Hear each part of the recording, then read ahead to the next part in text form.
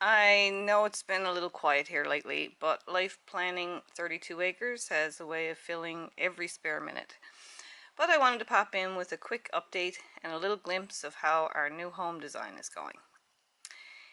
If you've been missing some of the scenes of our property, I'd like for you to go over to Hubby's channel.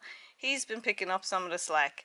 He's been sharing more of the homestead than I have been lately, so go ahead and follow him if you want some more, let's say, regular updates.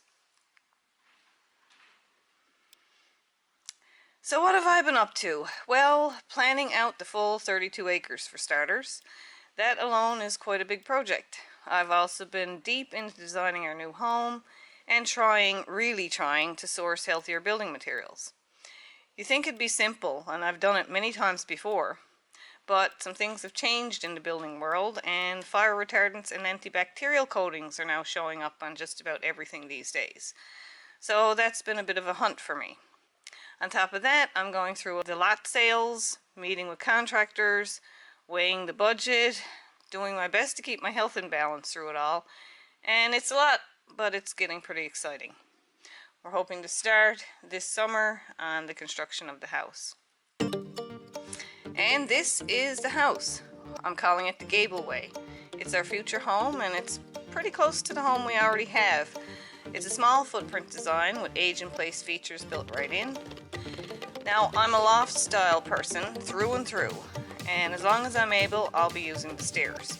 But I've designed the main floor to have a flex room that we'll primarily be using for a den, but it has an accessible bathroom, and we've planned that space for the future if needed.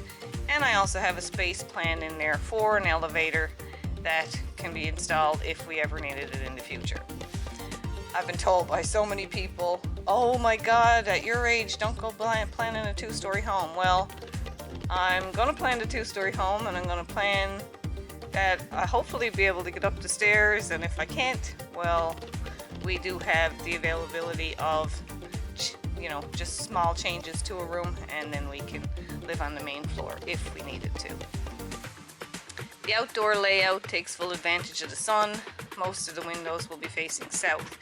And I've used the garage as a block for the northern wind, and to give me a little covered space there for when I have to air things out and wash things off, because when you have chemical sensitivities, you have to do a lot of things outside before you can bring things inside, and having a little area with a roof over it will be a great benefit. Right now we have long winters, and I get quite cold outdoors airing things out.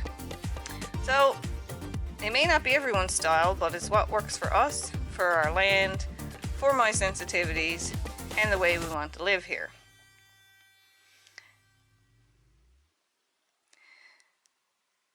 So that was just showing you a little rendering of the idea of what everything should look like when it's built. And I thank you for sticking with me while I navigate through all these moving parts. I'll share more as things unfold. Can't make any promises because it's so much work, but I can't wait to bring you along as the Gableway becomes real. Again, pop on over to Hubby's channel. He's shown a few things that we've been doing. We built a little bridge, and then the stream took it away and we had to take it back. That's his most recent video. So again, for those of you who've stayed around, I thank you for sticking with me, and hopefully in the future we'll be able to show you some more of the 32 acre homestead as things progress.